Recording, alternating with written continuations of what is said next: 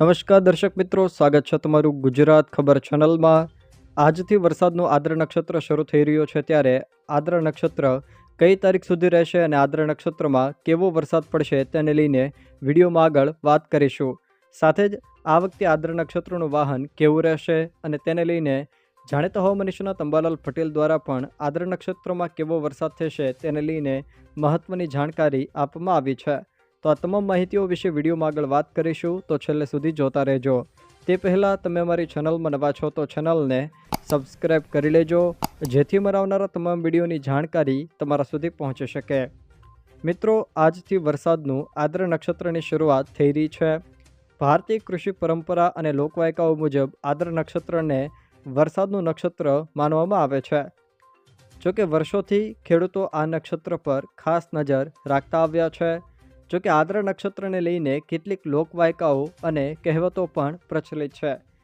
લોકવાયકાઓ મુજબ એવું પણ કહેવાય છે કે જો વરસે આદ્રા તો 12 માસ પાદરા, એટલે કે જો આદ્ર નક્ષત્ર દરમિયાન સારો વરસાદ થાય તો આખું ચોમાસું સારું રહે અને ખેતીમાં સમૃદ્ધિ પણ આવે। જોકે બીજી પણ એક લોકવાયકાઓ મુજબ કહેવામાં આવે છે કે આદ્રા ભીજાય તો અન્નના ભંડાર ભરાય, અર્થાત આદ્ર નક્ષત્રમાં પડેલો વરસાદ ખરીફ પાકો માટે શુભ માનવામાં આવે છે, જેને કારણે સારી ઉપજ મળવાની પણ આશા રહે છે। જોકે વરસાદના આદ્ર નક્ષત્રની આજથી ગધેડાના વાહન સાથે શરૂઆત થઈ ગઈ છે। જોકે આ નક્ષત્ર તારીખ 6 જુલાઈ 2026 સુધી રહેશે। જોકે મિત્રો, નક્ષત્રો આધારિત કહેવતો અને માન્યતાઓ પ્રાચીન વર્ષા વિજ્ઞાન આધારિત હોય છે। તેને વૈજ્ઞાનિક રીતે કોઈ માન્યતાઓ મળેલી નથી, તે પણ ધ્યાનમાં લેવી। અને જો તમારા વિસ્તારમાં પણ આદ્ર નક્ષત્રને લઈને કોઈ કહેવત કે લોકવાયકા હોય તો તે કોમેન્ટ બોક્સમાં કોમેન્ટ કરીને જરૂરથી જણાવજો।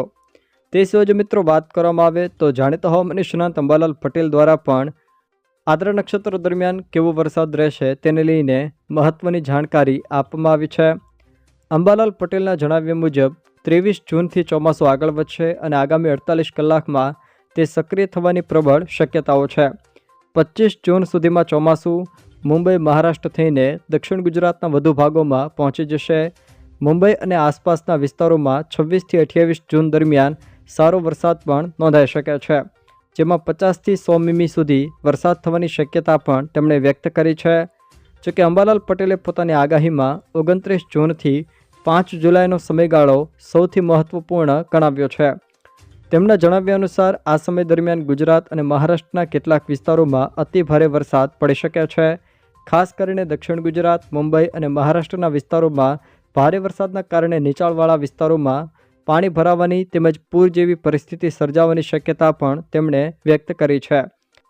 જોકે અમદાવાદ અને ગાંધીનગરમાં પણ 29 જૂનથી 5 જુલાઈ વચ્ચે સારા વરસાદની સંભાવના તેમના દ્વારા વ્યક્ત કરવામાં આવેલી છે। તે સિવાય જો વાત કરવામાં આવે તો અંબાલાલ પટેલે વધુમાં જણાવ્યું છે કે તારીખ 6 અને 7 જુલાઈ દરમિયાન આદ્ર નક્ષત્રમાં વરસાદની તીવ્રતા વધવાની પણ શક્યતા છે। તેમના જણાવ્યા મુજબ આ સમયગાળા દરમિયાન રાજ્યના અનેક વિસ્તારોમાં ખાડા ખાબોચિયા ભરાઈ જશે। તેમણે આગાહી કરી છે કે 7 જુલાઈ બાદ કેટલાક વિસ્તારોમાં નદી નાળાઓમાં પાણીની આવક વધી શકે છે। જો ભારે વરસાદની સિસ્ટમ સતત સક્રિય રહેશે તો કેટલીક જગ્યાએ પૂર જેવી સ્થિતિ પણ સર્જાઈ શકે છે। તેમના જણાવ્યા અનુસાર 17 જુલાઈ સુધી સમગ્ર ગુજરાતમાં વ્યાપક અને સારો વરસાદ થવાની પણ સંભાવના છે। જોકે કેટલાક વિસ્તારોમાં અતિભારે વરસાદને કારણે સ્થાનિક સ્તરે મુશ્કેલીઓ પણ ઊભી થઈ શકે છે।